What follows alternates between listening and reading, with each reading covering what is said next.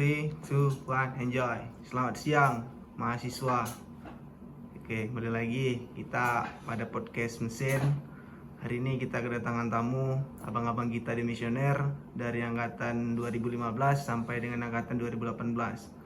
Mungkin kita di sini bakal sedikit cerita kurang lebih lah tentang pengalaman organisasi mereka kan di kampus. Mungkin sebelum itu kita perkenalkan dulu nih dari angkatan paling tua lah, dibilang 2015. Mungkin bisa lah Bang sedikit kiranya memperkenalkan diri kan. Boleh. Assalamualaikum warahmatullahi wabarakatuh. Waalaikumsalam. Selamat pagi kawan semua. Salam solidarity yang forever. Salam. Jadi mengenang dulu sempat bergabung juga nih sama kawan-kawan di Matesin nih di periode 2017-2018 tuh. Nah jadi sangat banyak kali tuh cerita yang kita buat ya, karena sangat banyak kali kegiatan, rapat, diskusi, banyak lah tuh. Nah tapi yang terkesan kali itu hingga sekarang tuh anak mesin tuh memang nggak berubah tuh, ya nggak berubah tuh anak mesin itu tuh, mulai dari selengeannya, ya kan, seoke-nya, asik lah pokoknya. Nah mungkin nanti kita bakalan diskusi nih, ini mungkin masih sesi perkenalan aja. Mungkin itu ya dari abang, pokoknya banyak yang bakal dibahas nih. Dari abang baju hitam nih yang paling manis kan, angkatan 2017 mungkin. Assalamualaikum warahmatullahi wabarakatuh. Waalaikumsalam. Salam solidarity yang forever. Salam. Oke, aku Fahri Arifin, biasa dipanggil Arif kan. Banyak pengalaman organisasi di kampus, suka duka, ragam cerita lah pokoknya. Dari Sabang sampai Merauke udah kita jalani semua. Mungkin nanti kita akan bahas lebih lanjut. Oke, itu aja. Dari angkatan termuda lah nih kan, ataupun angkatan 2018 nih mungkin yang baru demisioner juga di kepengurusan. Oke, baik, nama aku Arul Andika dari angkatan 2018. Dan kebetulan saya juga seperti yang dibilang Pak Ahim tadi, bahwasanya yang termuda lah dari abang-abang kita nih kan, dan juga baru selesai menjabat sebagai ketua himpunan mahasiswa teknik mesin Fakultas Teknik Universitas Malik Saleh periode 2021-2022. Mungkin di sini nanti kita bakalan banyak bahas tentang suka duka berorganisasi gitu kan. Oke, kita masuklah ke sesi pertanyaan pertama nih. Kepoin nih. Apa sih yang buat abang-abang nih terjun ke organisasi?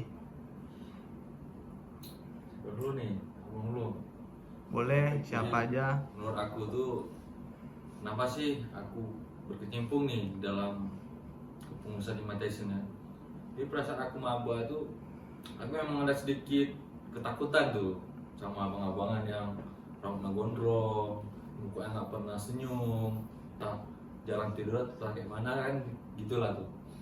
Jadi dengan suasana dan circle demikian, aku udah ketakutan tuh, sedikit segan. Nah, jadi dengan beberapa kali pertemuan dengan abang-abangan itu, rupanya mereka asik tuh. Nah, seasik-asiknya lah tuh. Jadi buat kawan-kawan yang belum kenal dekat nih sama anak mesin khususnya, yang mungkin karakternya yang macam aku bilang tadi itu, mungkin ya beranggapan kayak aku dulu, segan, serem, sangean, oke. Tapi memang kenyataannya itu memang asik tuh. Nah, jadi aku ikut dengan mereka, banyak hal yang kami lakukan lah tuh. Nah, sehingga puncak itu aku tuh mengajukan diri tuh menjadi ketua panitia Temu Ramah tuh dulu tuh.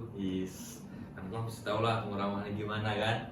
Nah, jadi aku mengajukan diri tuh di ketua panitia Temu Ramah. Udah berkelanjutan lah di ketua kegiatan Temu Ramah tuh. Terus lanjut lagi hingga ini aku persingkat aja ya. Pada saat ketua himpunan, nah, di ketua himpunan itu rupanya banyak pola pikir, ya kan, pola pikir kawan-kawan, karakter yang berbeda-beda. Di situ kita coba menjadi bijaksana lah, belajar bijaksana, belajar jadi pemimpin dengan kawan-kawan yang asik, ya kan. Sulit nih diceritakan nih, Riel, ya kan, banyak kali cerita tuh. Nah, jadi ini kayak Bung Arif juga kami ya, pernah mengikuti kegiatan Munas ya Rika, Betul. di Medan tuh. Itu tuan rumahnya kawan-kawan wilayah 1B ya, wilayah 1B yang dihadiri dengan mahasiswa mesin dari Sabang sampai dengan Maroke. Aduh, itu pun sebuah kesan yang mungkin nggak bisa aku lupakan lah hingga saat ini. Kok mengingat Imatesin nih, gitu ya sih. Bang Arel nih, ada nggak terbayang dari maba tuh bakal jadi kahim lah di Himatesin sendiri itu? Terbayang nggak? Mungkin nih cerita menarik nih ya. Sebenarnya dari awal tuh kalau dibilang anak organisasi tuh dari STM tuh kan saya STM kan. Bisa dibilang anak organisasi lah, karena mulai dari pramuka, paskibra, segala kegiatan ekstrakurikuler di sekolah tuh diikuti. Cuman masuk ke ranah kuliah nih kan, masuk ke ranah kuliah orang tua tuh bilang udah nggak usah ikut organisasi, apa aja organisasi. Baru masuk ke kampus, mulai ikut dari ospek kan. Dari ospek ini kebetulan Bang Topik nih jadi trendsetter waktu itu dengan topi capingnya, rambut kribonya kan, beda sendiri gaya kan. Jadi sebenarnya penasaran nih kenapa orang tua kok melarang nih organisasi nih kan. Tapi di satu sisi keren juga dengan anak-anak organisasi nih, kayak mereka buat acara penyambutan maba yang keren, menghandle acara besar, menghandle banyak orang, bahkan ribuan mahasiswa teknik baru waktu itu. Nyawa manusia ya. Nyawa manusia jadi tanggung jawab mereka bisa menghandle nih, bisa bersuara di depan banyak orang nggak tanpa grogi, tanpa rasa malu. Jadi hal-hal itu yang mendorong buat untuk masuk ke organisasi kan. Dan seiring berjalannya waktu asik juga di organisasi ini, kita kuliah tetap nggak tinggal, akademik jalan, juga kemampuan soft skill, kepemimpinan, kerjasama, toleransi sama pemikiran yang berbeda. Ini yang buat asik di organisasi kan. Dan pada ujungnya diusung kawan-kawan untuk jadi ketua himpunan gitu. Dan dari ketua himpunan tuh nggak selesai gitu belajar, malah waktu jadi ketua himpunan itu lah proses belajar paling keras, paling banyak gitu, paling menarik Pak. Keren lah bukan? Ya keren lah Pak. Bang Arif sendiri nih ya kan, selain juga pengurusan di Himatesin, beliau juga udah sepak terjang ke atas nih, ke DPM ya kalau nggak salah Bang ya. Nah, mungkin bisa juga nih jelaskan sedikit lah pengalaman ataupun apa yang berkesan di saat di Himatesin ataupun di atas nih.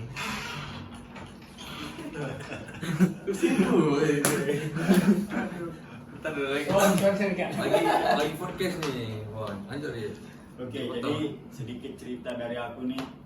Kenapa sih aku tertarik ke dunia organisasi ini awalnya? Nah, jadi dari awal aku sekolah SMP, SMA sampai kuliah. SMP aku memang banyak mengikuti kegiatan di sekolah, kayak paskibra gitu kan, sama pramuka. Nah, kemudian di waktu SMA aku memang datang ke sekolah, ketawa-ketawa, pulang, kadang cabut, bandel lah, nggak ada ikuti kegiatan sama sekali. Efeknya di kemudian hari, aku pas ikut namanya rekrutmen. Waktu itu PLN lagi ada buka kan. Kendalanya itu aku gagal cuma di satu tahap, yaitu tahap wawancara. Semua psikotes, semua kesehatan udah aku lewati. Nah, kenapa aku gagal? Dari situ aku belajar bahwa waktu saat kita di interview, nah disitulah ditanya, apa pengalaman organisasi kamu? Katanya. Pas masih SMA, aku nggak tahu lah nih, bingung kan mau jawab apa. Aku bandal SMA-nya, nggak ada kegiatan apa-apa. Disitulah jadi motivasi diri aku kenapa aku setelah kuliah harus ikut organisasi. Nah, yang buat aku termotivasi juga kenapa aku ikut organisasi ini kan dari orang tua aku juga, karena orang tua aku juga aktif di organisasi, di pokoknya sampai tingkat cabang mungkin. Beliau juga pengurus inti. Nah dari situ kenapa sih aku nggak coba untuk organisasi juga kayak ayahku sendiri gitu. Nah jadi di kuliah inilah aku mulai semuanya. Memang dari awal memang nggak ada basic organisasi apa-apa, sampai bisa jadi alhamdulillah jadi dipercaya jadi seorang pemimpin gitu kan. Nah banyak pengalaman suka duka lah kayak mana jadi seorang pemimpin. Pokoknya apa yang kita bayangkan, apa yang kita hayalkan itu nggak bakalan sejalan nantinya di kepengurusan. Pasti ada cekcok ya, benar. Karena menyatukan 50 kepala lah kita contohnya. Menjadi satu pikiran itu susah. Jadi itulah tantangannya tadi. Namun kalau kita udah selesai masa kepemimpinan itu, rasanya pengen lagi nih kan, pasti tuh, pengen juga ngulang atau bahkan berkarir di tingkat yang lebih tinggi. Ya itulah sedikitnya dari aku kan. Mungkin ke pertanyaan selanjutnya lah nih ya kan. Di organisasi sendiri kan banyak nih rintangan, hal ataupun hambatan, baik dari segi lelah, capek, rapat, pagi, siang, malam, kegiatan semua kan. Bagaimana lah abang-abang nih menyikapi untuk tidak jenuh nih di organisasi dengan keadaan-keadaan seperti itu. Nah, mungkin bisa lah beri sedikit pengalamannya. Itu nah menurut aku itu simpel aja sih sebenarnya kok yang udah aku alami ya. Jadi kita cuman kurang chemistry aja tuh. Mesti sama kawan-kawan kita. Tapi ketika emang kita udah tahu nih, udah ada tingkat kepekaan itu udah maksimal tuh. Jadi apapun yang kita ingin lakukan tuh oke aja tuh sebenarnya. Nah hari ini kan kita pernah di posisi kawan-kawan nih pada saat masa jabatan aktif. Nah di situ tekanan daripada jurusan akademik, orang-orang akademik, terus tekanan daripada lingkungan juga. Nah sehingga pikiran kita tuh nggak bisa jernih ataupun masih kurang fokus tuh. Nah, coba nanti kan di inilah di promaski tuh kawan-kawan kok emang kurang nyatu atau kurang ini atau apa. Tapi itu biasa tuh di organisasi tuh, nggak di kita aja tuh, itu semua organisasi mengalami hal seperti itu. Tinggal lagi gimana sih tindakan yang akan kita lakukan tuh. Nah kalau yang menurut aku tuh yang baik nanti ya kita sering kumpul bareng, tidur bareng, apapun kendala tuh memang harus kita ceritakan, jangan kita pendam gitu. Nah, toh kita anak laki ya kan, kayak cewek dong. Itulah kira-kira kawan-kawan cemana. Siapa lagi nih kan yang menambahkan? Mungkin satu sih, kalau kita biar berorganisasi itu nggak terlalu jenuh kan, kita modelnya kan terlalu terstruktur gitu kan. Tapi ini lama sap. Kadang ada kalanya kita kayak ya emang antara ketua dan anggota, tapi itu dilakukan di sesuai tempat aja, jangan semua tempat kita perlakukan ketua dan anggota, atasan dan bawahan. Nah, kalau di organisasi kita buat kayak gitu, percayalah itu 1-2 bulan tuh sanggup kawan-kawan. Betul. Tapi kalau kita rasa udah keluarga ya, antara yang di atas sama yang di bawah, adian dan abangan juga saling menghargain, asik gitu di bawah, enjoy, pasti organisasi itu terasa gitu. Oh inilah, sampai mereka merasa tuh, oh ini memang keluargaku, emang sinilah tempat aku pulang, tempat aku mengabdi gitu. Jadi lebih terasa, nggak ngebosenin gitu. Bosenin, betul. Hari ini karena bosan mungkin. yang tadi. Betul. Nah, aku juga dulu jenuh di organisasi. Kayak mana sih caranya biar kita bisa buat ngejalanin program-program kerja, buat ngejalanin semua kegiatan gitu kan, biar nggak ada rasa bosan. Nah, jadi itu kita harus selingi sama namanya kegiatan yang have fun. Iya. Itu Enjoy. tadi yang enjoy. Itu untuk apa? Untuk kita biar jaga komunikasi intinya. Nah, sering nih terjadi kalau kita di organisasi itu sering miskomunikasi namanya. Itulah makanya kita ngerasa jenuh. Kita udah jadi ngerasa nggak nyaman di sini. Jadi kalau misalnya kita udah ngerasa nyaman di rumah kita anggap ini rumah. Nah, kita mau ngapain aja tuh jadi enak. Itu aja.